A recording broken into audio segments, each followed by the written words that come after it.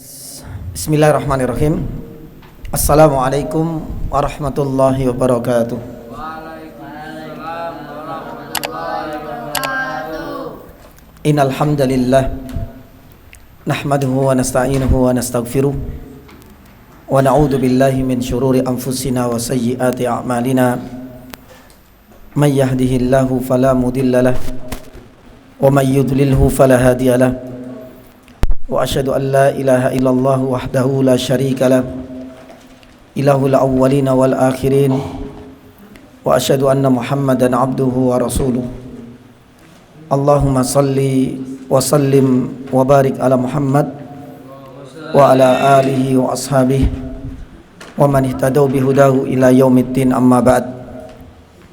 Allahumma inna nas'aluka khaira ma fi hadhihi al-lailah wa khaira ma ba'daha wa na'udzu bika min syarri ma fi hadhihi al-lailah wa syarri ma ba'daha. Allahumma sallimna ila Ramadan wa sallim lana Ramadan wa tasallamhu minna mutaqabbala. Jamaah adik-adikku yang kami cintai dan kami sayangi, alhamdulillah sore hari ini Allah Subhanahu wa taala kembali perjumpakan kita di tempat yang mulia ini, di tempat yang paling Allah Subhanahu wa taala berkahi dan agungkan. Rumah Allah Subhanahu wa taala adalah tempat terbaik di atas muka bumi ini. Maka tatkala kita dikumpulkan di tempat ini untuk tujuan ibadah sunnah yang paling agung setelah sholat fardu, yaitu thalabul ilm, harapan kita semua dengan kita datang duduk di tempat ini semakin meningkatkan kualitas iman dan takwa kita, dan semoga semakin menambah wawasan keilmuan kita. Terutama hari ini kita akan membahas tentang adab-adab di saat kita diundang oleh saudara kita. Sebagaimana adab ketika kita diundang, ketika kita mendapatkan undangan untuk hadir, apa saja adabnya dan seperti apa hukumnya, nanti kita akan sampaikan. Jamaah dirahmati Allah Subhanahu wa taala. Kita tahu bahwa Rasulullah sallallahu alaihi wasallam sangat menekankan para sahabat dan umatnya, termasuk kita ini, untuk senantiasa menjadi orang yang baik dan beradab kepada Rabb-nya.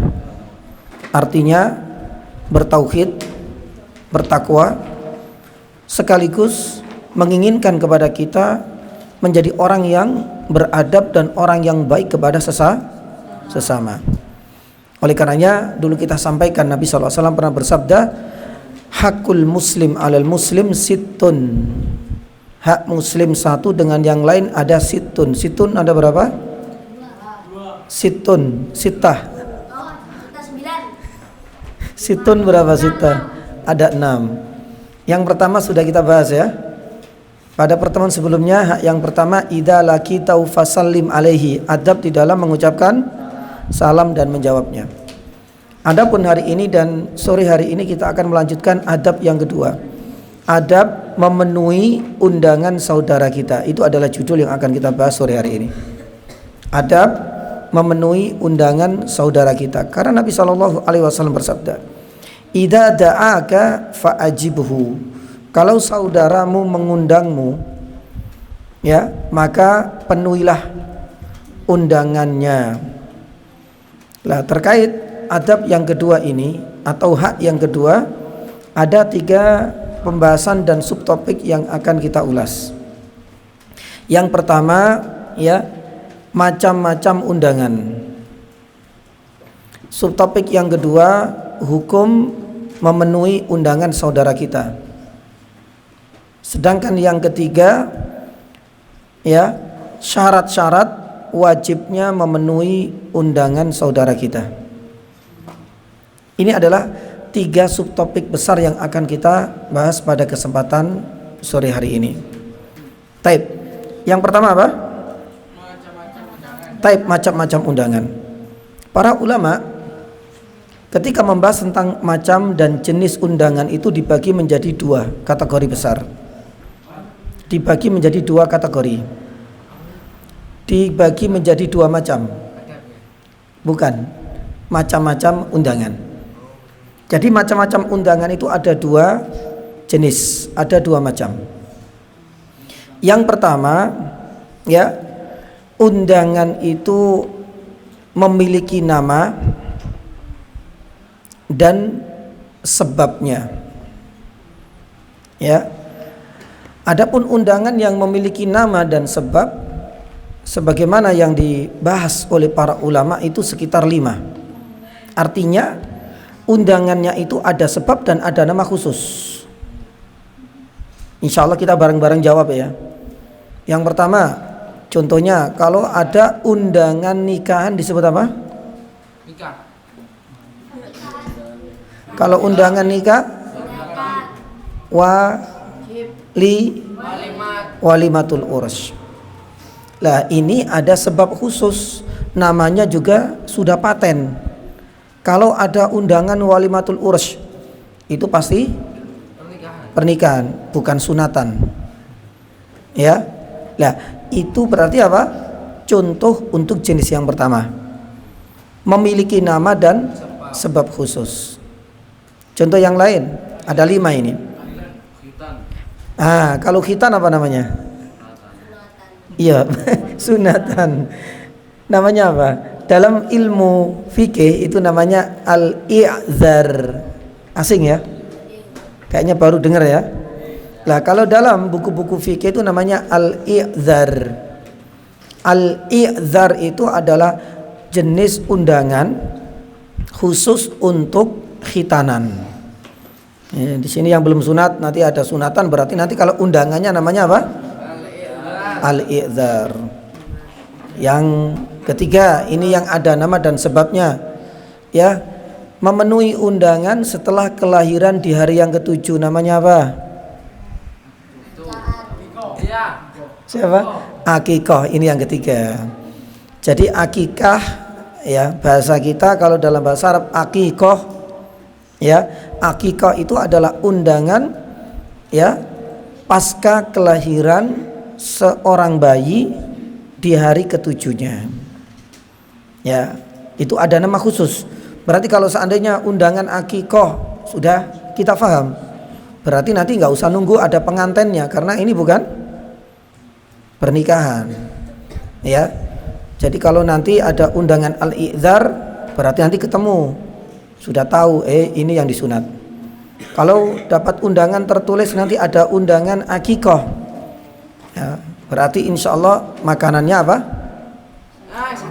Kambing. Nah itu, karena memang disunahkan ya bagi laki-laki berapa kambing? Kalau perempuan, taib. Nah ini yang ketiga, ada nama khusus dan sebabnya. Yang keempat, yakni jamaah dirahmati Allah, kalau punya rumah dan hunian baru, ini mungkin apa namanya? Panjang. Namanya al-wakirah, wakirah. Ya, memang ini asing untuk kita karena biasanya kalau ada undangan, ya, menyambut rumah baru misalnya, ya dengan bahasa seperti itu. Ya, padahal bahasa syar'inya itu al-wakirah. Al-wakirah itu adalah undangan, ya, untuk rumah dan hunian baru. Itu yang keempat. Adapun yang terakhir, yang kelima, yang memiliki nama khusus dan sebab, itu disebut an-naki'ah.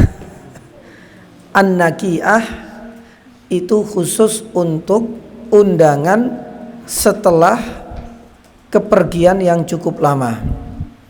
Biasanya kalau habis haji, habis kuliah di luar negeri gak pulang-pulang, habis kerja di Malaysia bertahun-tahun, subhanallah begitu bahagianya pulang, selamat, sehat walafiat, langsung buat tak syukuran. Lah, syukuran menyambut orang yang habis bepergian dalam waktu yang mungkin biasanya cukup lama, itu namanya an-naki'ah. An-naki'ah. Lah inilah 5 nama undangan yang memiliki nama khusus dan sebabnya. Ya, walimatul urs untuk pernikahan. Kemudian khitan namanya al-i'dzar. Kalau pasca kelahiran di hari ke-7 namanya akikah. Kalau punya hunian al-wakira baru. Kalau seandainya habis safar yang menyambut orang yang an-nakiyah. Lah, ini adalah 5 nama khusus dengan sebab-sebabnya. Ini jenis pertama. Adapun jenis undangan yang kedua itu tidak memiliki nama khusus. Ya. Dan juga tidak memiliki sebab khusus. Ini jenis yang kedua. Makanya kadangkala para ulama menyebutnya dengan ma'dubah. Jadi enggak ada nama khusus dan juga tidak ada sebab khusus. Satu contoh misalnya, kita habis kajian seperti ini, wah ayo yuk kita makan-makan misalnya, ngajak teman-temannya ke warung Padang misalnya. Lah ini nggak ada sebab, hanya ingin berbagi ya bersama dan ingin merasakan kegembiraan. Maka ini jenis yang kedua. Atau mungkin barangkali ya setelah lulusan misalnya, terus kemudian kita ada undangan tasyakuran makan. Dalam ilmu fikih nggak ada namanya khusus. Masuk jenis yang kedua, namanya makdubah secara umum. Artinya undangan ya di mana kebanyakan itu sebabnya ingin berbagi atau ingin menunjukkan kegembiraan, menunjukkan ingin bersyukur. Ya. Dan itu biasanya mendadak. Ada kalanya tiba-tiba langsung kemudian ada bagi-bagi makanan atau undangan makanan nanti. Ya. Tujuannya untuk berbagi ini saja. Lah ini adalah jenis yang kedua. Jamaah dirahmati Allah Subhanahu wa taala, subtopik yang pertama sudah kita tuntaskan. Ya, macam-macam dan jenis undangan itu ada 2. Ada kalanya itu punya nama dan sebab khusus. Tadi ada 5, dan ada kalanya tidak memiliki nama khusus dan sebab. Hanya ingin berbagi atau menunjukkan kegembiraan sebagai wujud syukur. Baik, subtopik yang kedua apa? Taib, hukum memenuhi undangan. Nabi SAW dalam hadis ini kan mengatakan idza da'aka fa'ajibhu. Kalau engkau diundang maka penuhilah undangan saudaramu. Tapi masalahnya, hukum memenuhi undangan itu wajibkah? Sunnah ataukah mubah? Ya. Sunnah muakkadah, ada yang tidak, ada yang mubah. Lah, jamaah dan adik-adikku yang kami cintai, mengenai hukum memenuhi undangan saudara kita itu memang ada silang pendapat di kalangan para ulama. Ada 3 pendapat. Ada yang mengatakan hukumnya wajib secara mutlak. Undangan apapun. Undangan nikah, undangan khitan, undangan vaksin, undangan bagi-bagi baksos, sunatan, semuanya pokoknya. Setiap ada undangan maka hukumnya apa? Wajib. Ini menurut pendapat yang pertama. Tanpa ada alasan apapun. Pokoknya kita dapat undangan secara tertulis atau lisan. Ya, undangan untuk kegiatan agama atau kepentingan dunia, pendapat pertama mengatakan hukumnya apa? Wajib. Adapun pendapat yang kedua mengatakan hukumnya sunnah semua, sudah wes dipukul rata. Hukumnya nggak ada yang wajib, semuanya hukumnya apa? Sunnah. Ini pendapat yang kedua. Jadi kalau seandainya sunnah, kita boleh datang dan kita boleh tidak datang atau gaib. Ini menurut pendapat yang kedua. Tapi pendapat yang lebih mendekati kebenaran, mudah-mudahan adik-adikku bisa faham, menurut mayoritas para ulama itu pendapat yang ketiga. Apa itu? Hukumnya kadang wajib, kadang sunnah. Kapan wajib? Mayoritas para ulama mengatakan hukumnya wajib itu kalau seandainya undangan pernikahan atau undangan yang berasal dari orang tua kita. Itu sifatnya apa? Wajib. Ya, nanti kita akan sampaikan.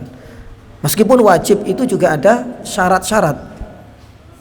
Ya, adapun selain undangan pernikahan atau dari orang tua, semuanya masuk hukum apa? Kalau hukum pernikahan dan hukum memenuhi undangan dari orang tua hukumnya wajib, berarti sisanya hukumnya sunnah. Makanya pendapat yang ketiga, jumhur dan mayoritas para ulama itu membagi memenuhi undangan itu ada dua hukum yang berbeda. Kadang wajib seperti memenuhi undangan walimah, pernikahan atau undangan dari orang tua, ini hukumnya wajib. Adapun selain itu sunatan, akikoh, apalagi tadi wakiro, naki'ah, makdubah, apapun pada hukum asalnya itu yani sunnah. Lah, adik-adikku dan para ikhwas sekalian dirahmati Allah Subhanahu wa taala, kenapa para ulama atau kita katakan jumhur dan mayoritas mereka harus membagi hukum memenuhi undangan itu menjadi dua? Kenapa untuk pernikahan itu tingkatnya lebih tinggi sampai derajat apa? Wajib. Untuk pernikahan lah ya. Jadi nanti kalau ada yang sudah lulus dari sini kemudian menikah, ngundang teman-temannya, berarti hukumnya wajib untuk memenuhi. Lah itu nanti kita bahas syaratnya. Ya, memang hukumnya wajib, tapi kan wajib itu harus terpenuhi apa? Syarat-syaratnya. Nanti ada 8 syarat ya kita menghadiri undangan yang sifatnya wajib. Nanti kita akan sampaikan. Tapi kita pengen bahas yang ini dulu. Kenapa kok dibedakan? Kalau seandainya walimatul urs pernikahan hukumnya wajib, tapi kalau seandainya selain itu hukumnya sunnah, kenapa? Karena Nabi SAW ketika membahas tentang undangan walimah selalu menunjukkan kewajibannya. Yang pertama, Nabi SAW pernah bersabda, "Idza du'iya ahadukum ilal walimah falyatiha." Kalau seandainya engkau diundang untuk menghadiri walimah, falyatiha, wajib kalian datang. Ini yang mengucapkan siapa? Nabi. Dalam redaksi yang lain Nabi SAW mengatakan falyujib, maka penuhilah undangan. Undangan apa? Pernikahan. Pun demikian dalam sabda Nabi SAW yang lain, ketika membahas tentang walimah, Rasulullah mengatakan, "Malam yujib ad-da'wa faqad asallaha wa rasulah." Barang siapa yang tidak memenuhi undangan pernikahan, maka ia sudah dianggap bermaksiat kepada Allah dan Rasulnya. Berat enggak? Berat. Jadi Nabi SAW yang memerintahkan. Yang kedua, kalau tidak ada udzur syar'i dan ia tidak mendatangi undangan pernikahan, maka dia dianggap durhaka kepada siapa? Allah dan Rasulnya. Berat. Dalil yang ketiga, para ulama sudah berijma, bersepakat, ya, sebagaimana diungkapkan oleh Ibn Abdul Bar, bahwa memenuhi undangan pernikahan wajib dan bukan sunnah. Taib. Inilah sekitar 3 dalil untuk mendukung bahwa pernikahan undangannya itu lebih tinggi, derajatnya itu lebih mulia. Karena Nabi SAW memerintahkan. Rasul SAW juga menyatakan yang tidak menghadiri maka ia telah dianggap durhaka, bermaksiat kepada Allah dan Rasulnya. Apalagi memenuhi undangan pernikahan itu sudah disepakati, kata Ibnu Abdul Bar, disepakati oleh para ulama. Pertanyaannya, terus apa dalilnya? Kalau undangan-undangan non pernikahan hukumnya apa? Yani sunnah. Lah di sini ada kisah. Ada sebuah riwayat. Coba kita lihat. Nabi SAW pernah diundang makan, tapi bukan walimah. Ketika diundang oleh tetangganya, Nabi SAW menolak undangan tersebut. Kalau seandainya semua undangan itu hukumnya wajib, mungkin gak Nabi SAW menolak undangan? Gak mungkin. Tapi Nabi SAW berani menolak undangan karena undangan yang beliau tolak itu bukan undangan wali, bukan undangan pernikahan. Makanya para ulama mengatakan berarti memenuhi undangan saudara kita yang itu bukan sebab pernikahan boleh untuk menolaknya dan boleh juga hadir. Makanya kisah ini saya lanjutkan. Nabi SAW pernah diundang makan-makan, bukan walimah. Nabi SAW langsung menolak. Tapi giliran walimah tadi wajib. Tapi ketika diundang makan-makan biasanya Nabi SAW menolak. Yang bingung ngundang, karena yang ngundang ini berharap Nabi SAW bisa datang dan makan di rumahnya. Suatu hari datang lagi kepada Nabi SAW. Ya Rasulullah, saya pengen ngundang jenengan makan-makan di rumah. Nabi SAW mengajukan syarat. Ini undangan untukku apa sama Aisyah? Jenengan saja ya Rasulullah. Saya nggak mau datang. Sampai ketiga kalinya. Jadi tetangganya itu hanya ingin ngundang siapa? Rasulullah. Dan Nabi SAW pengen mentakkid ini undangannya berdua apa cuma satu. Tapi tetangganya selalu menjawab jenengan saja satu. Ya, ternyata para ulama menjelaskan kenapa tetangganya ini hanya mengundang Nabi karena khawatir jatah lauk pauknya enggak cukup. Makanya kemudian di akhir beliau karena pengen banget ya mengundang Nabi makan bareng karena Nabi SAW itu membawa keberkahan tentunya. Akhirnya Rasulullah SAW tanya yang ketiga kalinya, ini untuk siapa? Untuk saya saja atau sama Aisyah? Ya, akhirnya ya wis lah, sama Aisyah juga. Akhirnya Nabi SAW datang ke rumahnya. Apa yang terjadi ya nih jamaah?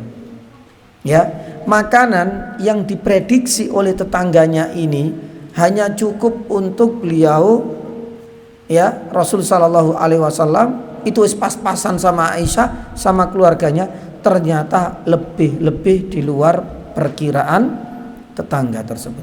Bahkan Nabi SAW ngundang sampai ngundang para sahabat.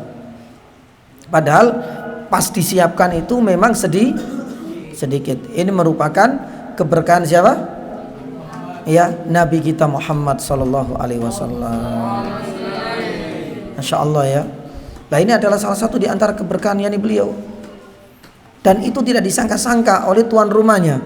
Padahal mungkin wis masak sak panci ya hanya untuk tamu dua dan keluarganya. Ternyata malah lebih-lebih kepikiran karena Nabi SAW ngundang para sahabat, tapi ternyata makanan itu juga cukup untuk ya menyambut, untuk melayani, bahkan juga untuk memberikan makan tamu-tamu lain yang diundang oleh Rasulullah sallallahu alaihi wasallam. Baik, intinya jamaah dirahmati Allah, hadis ini menunjukkan Nabi sallallahu alaihi wasallam menolak undangan. Tapi saat itu undangannya bukan walimah. Maka kalau seandainya walimah wajib pernikahan, selain pernikahan itu hukumnya sunnah. Boleh datang juga boleh tidak. Buktinya Rasulullah sallallahu alaihi wasallam berani untuk menolak tidak datang. Ya, ketika diundang makan-makan yang bukan karena sebab pernikahan. Ini yang keberapa? Subtopik yang kedua. Ya, jadi ada 3 hukum ya. Ada mengatakan wajib secara mutlak, ada mengatakan sunnah secara mutlak. Tapi yang lebih mendekati kebenaran, ya bisa wajib kalau pernikahan. Kalau selain pernikahan itu hukumnya apa? Selain sunnah. Taib. Kemudian yang terakhir. Ya, jamaah dan adik-adikku yang dirahmati Allah Subhanahu wa taala. Yang ketiga apa yang kita bahas? Nah, syarat-syarat ini penting lah ya. Saat saya dapat undangan pernikahan ini, berarti wajib, hukum asalnya wajib. Ya, tapi dengan catatan 8 syarat yang kita sebutkan ini terpenuhi semuanya. Ya. Syarat pertama ini yang mengundang adalah seorang muslim. Ini syarat pertama. Ya, ada undangan pernikahan, maaf loh ya. Tapi yang ngundang itu teman kecil kita, dia non muslim. Wajib enggak? Enggak. Tapi pernikahan. Wajib nggak? Nggak wajib, karena syarat pertama tidak terpenuhi. Karena syarat pertama yang ngundang harus apa? Muslim. Subhanallah ya. Kecuali, ini ada pengecualian, kecuali kalau seandainya yang ngundang itu adalah orang tua kita. Satu contoh ya, orang tua masih kafir. Ya, kita di dalam keluarga itu yang muslim cuma saya tok, Ustaz. Oke. Sedangkan saudara-saudara saya, adik-adik saya semuanya non muslim. Ketika ada hajatan, adik saya itu menikah, atau ayah saya nikah yang kedua kali tapi belum masuk Islam. Saya masuk Islam sudah. Kemudian ayah saya ketika menikah yang kedua kalinya itu ngundang saya sebagai anaknya, tapi dia nggak muslim. Lah kira-kira kita menghadir atau tidak? Hadir. Ini pengecualian.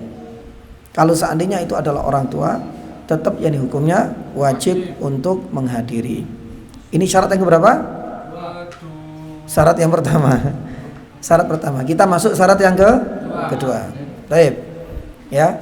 Nanti tolong ditulis dan dihafalkan. Syarat yang kedua, wajibnya kita memenuhi undangan, ya, itu adalah yang mengundang bukan termasuk orang yang diboikot secara syar'i. Bukan orang yang diboikot secara syar'i, baik oleh pemerintah maupun oleh para ulama. Nanti saya akan jelaskan. Secara syar'i, ya, baik oleh pemerintah maupun para ulama.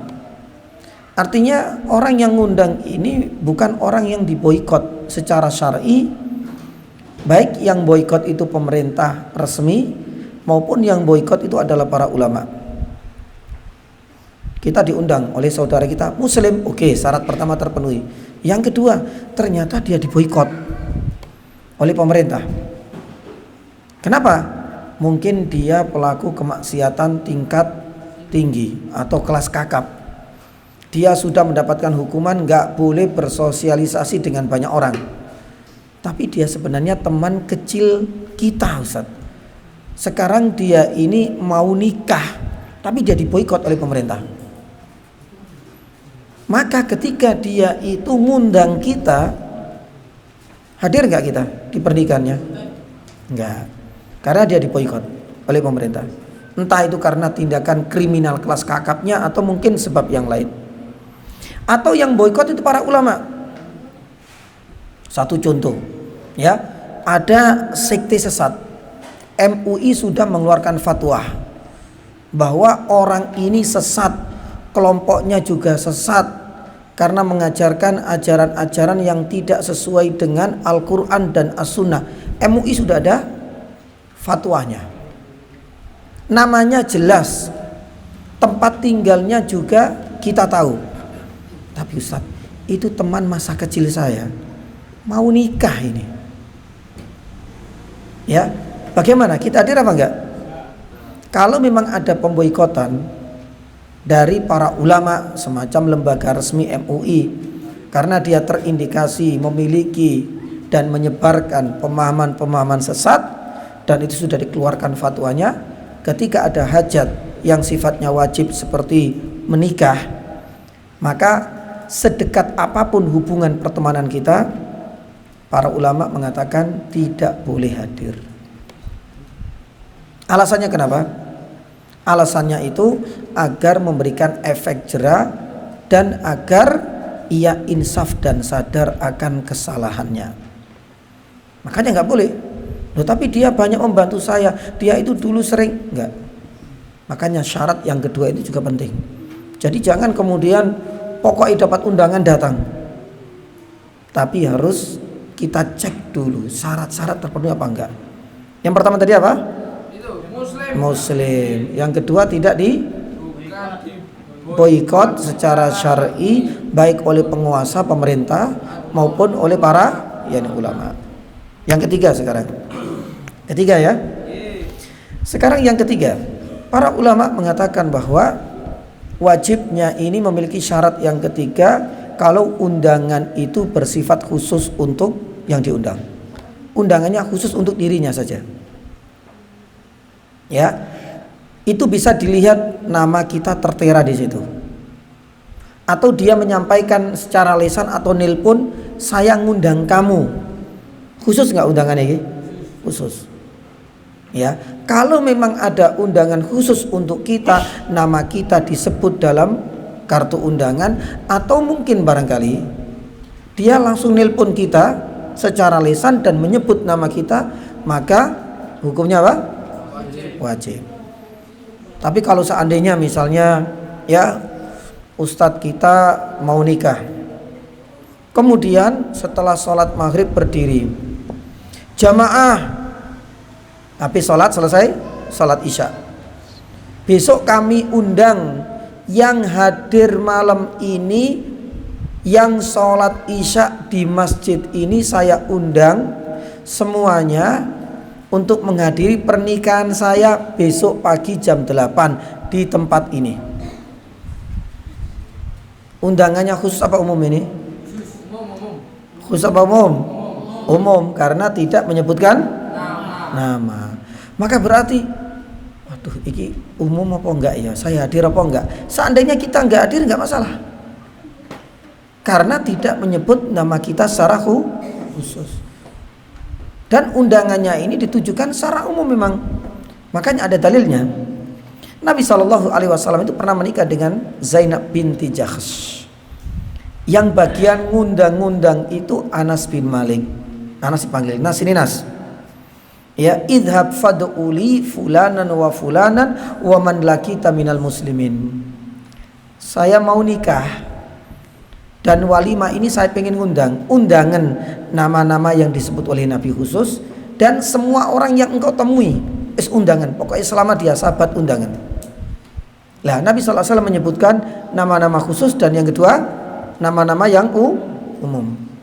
Maka para ulama mengatakan kalau yang disebut nama-nama oleh Rasul SAW maka hukumnya wajib. Tapi kalau seandainya yang tidak disebut namanya, selama itu mendapatkan informasi dari Anas, ya Anas kan disuruh undang-undang, mungkin masuk ke pasar-pasar, kemudian Rasulullah besok undang kalian semua, berarti di sini hukumnya apa? Yani sunnah. Taib. Ini syarat yang keberapa? Ketiga. Sekarang masuk ke keempat. Yang keempat, yang jamaah dirahmati Allah Subhanahu wa taala, ya, syarat yang keempat para ulama mengatakan memenuhi undangan di hari pertama saja, itu hukumnya wajib. Ya, yang wajib itu adalah memenuhi undangan di hari pertama. Kadang-kadang kita itu dapat undangan pernikahan, misalnya nikahnya itu 4 hari 4 malam. Kita diundang hari pertama di rumahnya, hari kedua di hotel, hari ketiga di Bali, hari keempat misalnya di puncak gunung misalnya. Wis pokoknya kita diundang terus. Padahal acaranya sama semuanya, yaitu pernikahan, itu sebabnya. Tapi karena dia mungkin sultan, kaya, pengen di rumahnya untuk warga, pengen di Bali karena sekalian honeymoon istilahnya. Honeymoon itu apa? Bulan madu. Ya. Kemudian pengen lagi di misalnya apa, di puncak gunung. Kenapa? Karena dia memang seorang traveler, suka untuk memanjat, ya, untuk naik gunung. Akhirnya teman-temannya bisa hadir di sana. Lah, kalau memang undangannya itu berhari-hari, maka yang wajib itu hari keberapa? Hari pertama. Hari pertama kita hadir. Hari kedua kita nggak hadir, dicari-cari. Sebenarnya sebagian ulama mengatakan nggak masalah, nggak masalah. Karena yang wajib itu hari pertama. Sampai di sini paham? Taib. Lah, berbeda halnya dengan orang yang ingin mengundang berhari-hari, tapi tujuannya bukan untuk pamer, tapi tujuannya itu untuk memberikan makanan kepada warga yang membutuhkan. Satu contoh misalnya, bukan untuk pamer loh ya, bukan untuk riya. Kasihan ini saat ini musim kering. Banyak orang yang di kampung kami Ustadz profesinya para petani gagal panen semua. Akhirnya ya pas barengi saya nikah, warga kampung sudah tak undang Ustadz hari pertama, tapi saya pengen ngundang selama 7 hari dengan harapan sekalian ngasih makan siang. Ngasih makan siang selama berapa hari? 7 hari. Dan itu yang dilakukan oleh Rasulullah ketika menikahi Sofia binti Huyai. Nabi SAW berhari-hari itu.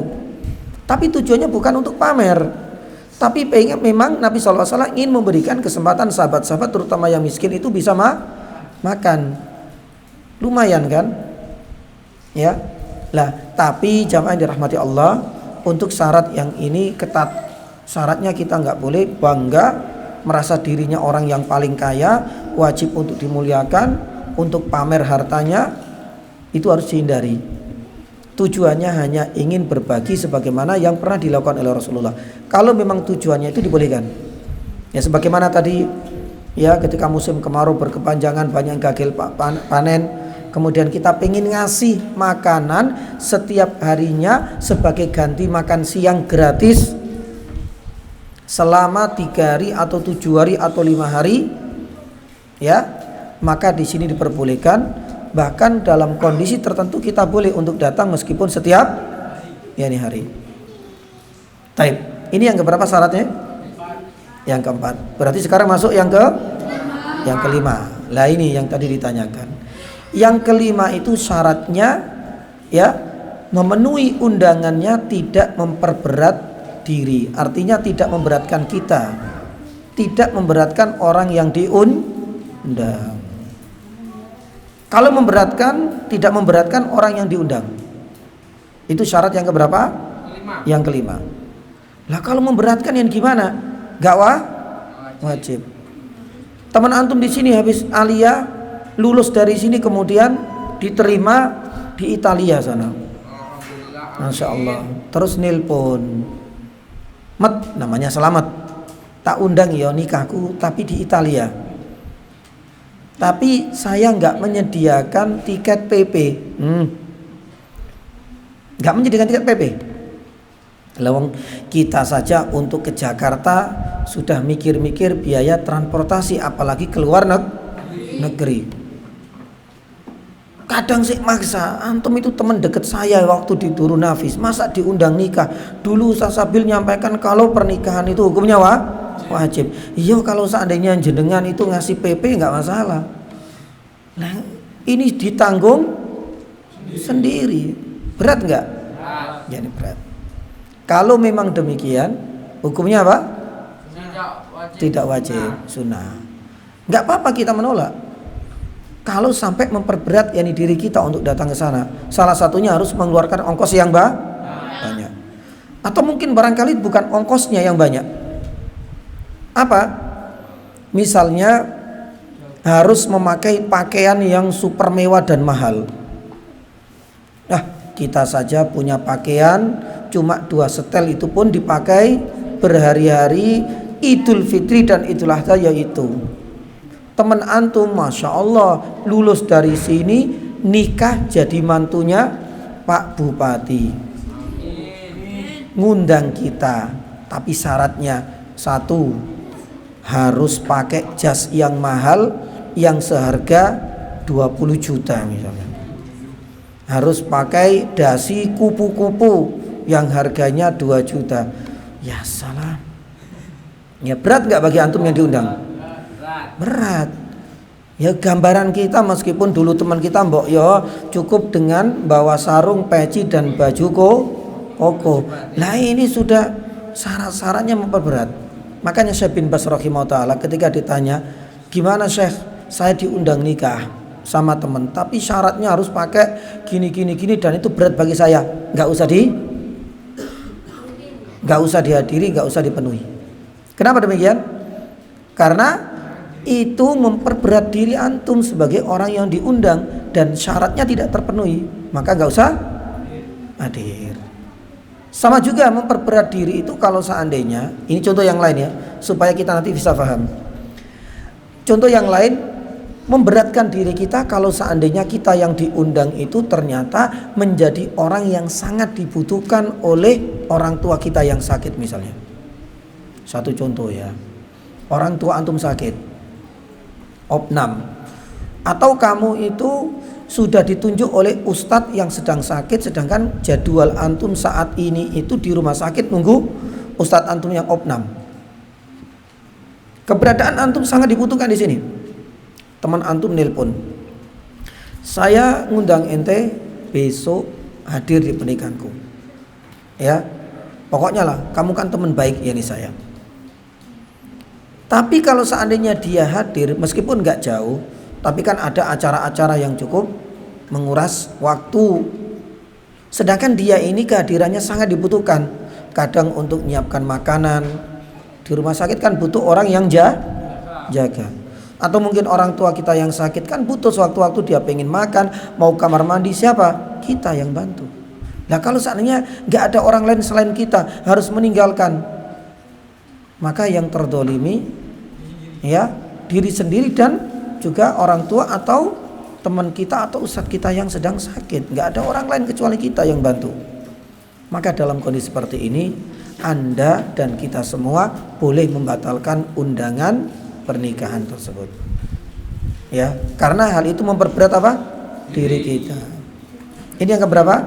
Ini yang kelima. Yang kelima. Berarti kurang berapa? 6. Kurang 3 sampai 8. Ya. Sekarang yang ke-6. Ya, yang ke-6 itu jamaah dirahmati Allah, ini sangat penting. Tidak ada kemungkaran ya dalam acara dan kegiatan yang diselenggarakan. Itu sangat penting loh ya. Nggak ada apa kemungkaran.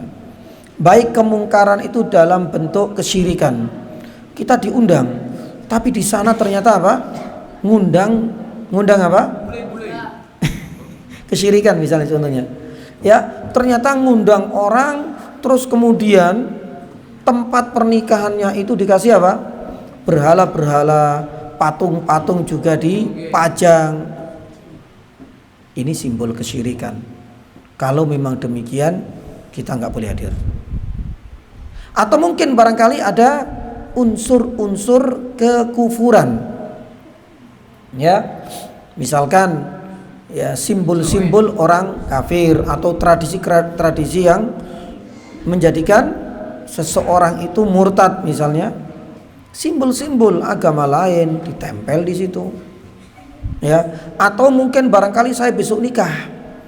Tapi pakaian yang dikenakan besok itu adalah pakaian seperti maaf lah ya, pendeta atau seperti biksu wajib.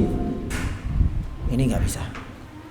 Ya, karena ini kemungkaran. Pakaian itu adalah pakaian khusus, pakaian agama, bukan adat. Jadi kita nggak boleh. Itu termasuk apa? Kemungkaran dalam bentuk apa? Kekufuran. Atau mungkin barangkali kemungkarannya itu selain kesyirikan, kekufuran, bisa dalam bentuk kemaksiatan. Ada kemaksiatan di situ. Ya. Besok saya undang ya. Besok tak siapkan. Ada panggung, ada stage-nya. Saya undang ya. Ada tambahan acara. Tari perut sama dangdutan misalnya. Tari perut misalnya. Kemaksiatan enggak ini? Ya, karena otomatis tari perut yang diundang perempuan, bukan antum yang diundang laki-laki kemudian ya melihatkan perutnya, tidak berlinggak-linggok tari perut. Kemaksiatan enggak ini? Kemaksiatan. Enggak boleh. Ya. Lah, ini termasuk bentuk kemaksiatan. Berarti kita enggak boleh hadir. Atau mungkin barangkali ketika kita diundang di sana, ya Allah, minumannya bukan air mineral. Tapi khamr, minuman keras. Terus kemudian lauk pauknya prasmanan boleh. Di situ ada daging babi, ada daging anjing, silakan dicoba. Mumpung seumur-umur kita enggak pernah makan. Saya ingin berbagi kebahagiaan. Ini bukan kebahagiaan ini. Ya, berbagi dosa. Ini enggak boleh. Jadi enggak boleh hadir. Atau kemaksiatan dalam wujud yang lain misalnya. ya, sebagai bentuk ya untuk menghormati, misalnya yakni orang-orang LGBT besok hadir dalam pernikahan saya, nggak boleh ada yang pakai baju sama sekali, nggak boleh pakai celana, berarti harus telanjang semua. Boleh nggak kita hadir? Nggak boleh, haram ya ini hukumnya. Nah, apapun kondisinya, selama ada kemungkaran baik dalam bentuk kesyirikan, baik dalam bentuk kekufuran, ataupun dalam bentuk apa? Kemaksiatan, maka tidak boleh hadir dalam ya pernikahan atau undangan tersebut. Tapi kadangkala jamaah yang dirahmati Allah, yang ngundang itu teman baik kita, atau donatur kita, atau masih kerabat kita. Kadang-kadang kurang nah artinya gimana ya, padahal dia ini bapak asuh saya ya Ustaz, tapi besok itu undangannya itu ada tari perut ya nih tadi dan lain sebagainya, tapi dia bapak asuh saya, sudah banyak berdonasi untuk saya selama ini. Para ulama mengatakan ada strategi dibolehkannya kita tetap hadir dengan catatan ya, kita hadir itu satu, kalau seandainya mampu untuk mengingkari silakan hadir. Jangan cuma datang tok saya mengingkari tapi masih menikmati tarian. Saya nggak suka acara-acara seperti ini.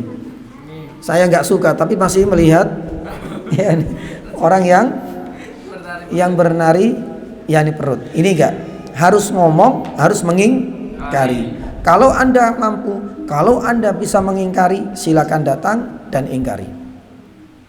Tapi jangan menikmati. Kalau mereka nggak mau, oh kita nggak bisa, ini sudah kontrak ini. Ya sudah, kalau mereka sudah dikasih tahu, sudah didakwai, tapi masih ngeyel, ya sudah tinggalkan tempat tersebut. Yang kedua, ya itu bisa disiasati kalau seandainya kita merasa nggak enak dengan tuan rumah, entah itu karena dia bapak asuh kita atau orang yang banyak membantu kita, itu boleh datang, tapi bukan pas hari hanya. Bisa acaranya ba'da duhur kita datang Pak, oke, sampaikan terus terang, maaf saya nggak bisa hadir nanti ba'da duhur karena acara seperti ini. Ya, hati ini nggak bisa menerima. Akal sehat pun ya ini nggak bisa menerima. Bahkan secara syar'i ini termasuk pelanggaran, saya nggak bisa hadir. Kecuali kalau seandainya nanti duhur itu ya acara itu dibatalkan, saya akan hadir. Oh nggak bisa ini sudah kontrak, ini sudah nyewa, ini sudah, ya sudah. Berarti nanti saya nggak hadir, makanya saya awali hari ini. Bisa sebelum hari H atau mungkin barangkali setelah acara itu selesai. Panggungnya sudah dibongkar semua, kita datang mengucapkan selamat, tapi juga minta maaf nggak bisa hadir di hari H karena tahu ada kemungkaran ini. Yang keberapa ini? Yang ke-6. Kita mau masuk ke berapa? Masuk yang ke-7. Adapun yang ke-7 jamaah dirahmati Allah Subhanahu wa taala, yakni para ulama mengatakan syaratnya ini ya. Syarat yang ke-7 itu adalah kalau tidak bersamaan dengan undangan yang lain yang mendahuluinya. Ya. Kalau tidak bertabrakan atau bersamaan dengan undangan lain yang mendahuluinya, maka berarti silakan kita datang. Tapi kalau bertabrakan bagaimana? Ya, kalau seandainya waktunya, jamnya itu sama dan tidak memungkinkan kecuali kita hanya menghadiri apa? Salah satu. Kita pilih undangan pertama ataukah undangan kedua? Yang terdahulu. Kalau seandainya yang terdahulu, oke. Tapi ini datangnya berbarengan. Kalau pas bareng, satu, kurirnya datang berbarengan, jeret. Yang ini ngundang tetangga kita sebelah kiri, yang ini kurir untuk ngundang kita tetangga sebelah kanan. Dibaca undangannya. Loh, harinya sama, jamnya sama. Yang kita pilih yang mana? Yang kanan. Kanan. Ya. Karena kanan Lah di sini ada 3 cara kata para ulama. Coba kita lihat ya. Imam Ibnu Qudamah itu menyebutkan bahwa cara yang pertama itu adalah aqrabu baban. Tetangga yang paling dekat nempel dengan rumah kita. Tetangga yang sebelah kiri ini ternyata selisih 2 rumah dengan saya. Kurirnya bareng kan? Sedangkan ini kan selisih 2 rumah. Sedangkan yang sebelah kanan ini selisihnya 1 rumah. Yang kita dahulukan yang mana? Yang kanan, karena 1 rumah toh, lebih dekat. Atau mungkin barangkali posisi yang kedua sama semua. Kurirnya datang, undangannya sama harinya, jamnya sama, dan yang ngundang ini kalau kita hitung ternyata rumahnya itu sama.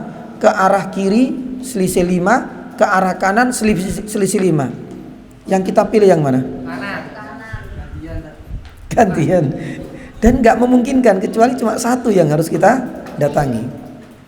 Kalau memang sama rumahnya, Ibnu Qudamah memberikan kategori yang kedua. Apa itu? Aqrabu rahiman. Manakah yang lebih dekat dari sisi kerabat dengan kita? Kalau tadi kan letak rumahnya itu lebih dekat dengan kita, yang mana itu yang kita datangi. Kalau memang bareng-bareng loh waktu dan harinya. Tapi kalau seandainya sama-sama selisih 2 rumah, Ibnu Qudamah mengambil ya solusi yang berikutnya. Apa itu? Manakah yang lebih dekat secara hubungan kerabat? Yang sebelah kiri ini Ustaz, ya ternyata dia itu anak paman. Sedangkan yang sebelah kanan rumahnya selisih 2 sama. Yang sebelah kanan ini adalah adik kita yang ngundang. Lebih dekat mana? Adik. Oke. Ya. Lah kalau seandainya ini susah lagi. Yang ngundang sama-sama adik. Kita punya 2 adik ini. Sudah buat rumah masing-masing. 2 rumah sebelah kanan, 2 rumah sebelah kiri wes. Adik kita berdua ini ternyata nikah bareng. Di tempat yang berbeda. Waktunya sama. Ya, selisih rumahnya juga sama. Di sana selisih 2, ini juga 2. Dua-duanya adik kita. Misalnya dua-duanya kembar wes. Punya rumah sendiri-sendiri kanan dan kiri. Mana yang kita dahulukan? Yang lebih akrab sama kita. Yang lebih akrab. Taib, jazakallah khair.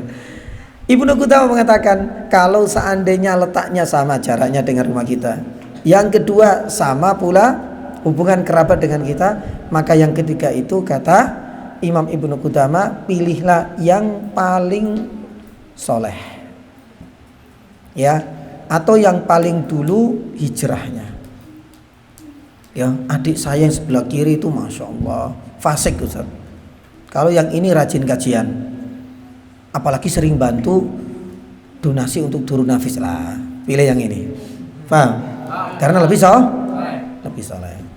Nah itu yang ketiga.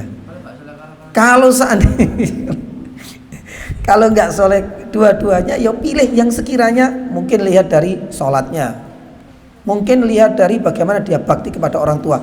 Paling tidak dicari terus perbedaannya. Nek misalnya sama, semuanya sama, maka langkah terakhir itu kata Ibnu Qudamah tinggal diundi, selesai masalah. Dah. Kalau sama terus berarti terakhir apa? Diundi. Taib. Jamaah dan adikku yang dirahmati Allah Subhanahu wa taala, berapa? Ini yang Ke-7. Berarti tinggal 1, yang ke-8. Yang ke-8 syaratnya itu wajib mendapatkan izin dari wali atau suami kalau tempat undangannya jauh. Ya. Kalau tempat undangannya jauh. Jadi harus disertai, dapat izin dan juga harus ditemani oleh mahram. Kalau undangannya jauh sampai jarak safar, ini harus. Ya, misalkan bisa jadi itu adalah putrinya. Saya dapat undangan ini pernikahan, wajib, muslim, semuanya sudah terpenuhi. Ya. Lah, ini undangannya di mana toh? Undangannya di Sumatera. Saya pengen berangkat sendiri.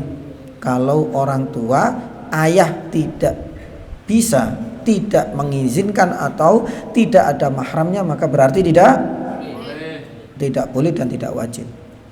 Atau mungkin istri misalnya dapat undangan ini pernikahan temannya, di mana tempatnya? Jauh, misalnya di Sulawesi. Ya, kalau seandainya suaminya tidak mengizinkan ya nggak boleh. Atau mungkin suaminya atau siapapun nggak ada yang menemani sebagai mahram dalam perjalanan safar yang jauh, maka undangan itu tidak wajib. Wallahu taala alam bisawab. Lah, jamaah dan adik-adikku yang dirahmati Allah Subhanahu wa taala, inilah pembahasan kita sore hari ini mengenai jenis-jenis undangan. Yang kedua, hukum memenuhi undangan, dan yang ketiga apa tadi? Syarat-syarat. Itu ada 8. Mudah-mudahan bisa difahami dengan baik, juga dihafalkan, dan ingat ini juga dipraktekkan. Jadi jangan setiap undangan langsung wis wajib padahal ada syarat-syarat yang harus terpenuhi. Mudah-mudahan pada pertemuan yang berikutnya insyaallah kita akan bahas hak yang ketiga. Kata Rasulullah sallallahu alaihi wasallam, idastansohaka fansohu. Kalau seandainya saudara meminta nasihat, beri nasihat. Ya, seperti apa penjelasan nasihat itu dan apakah ada syarat-syaratnya dan bagaimana hukumnya?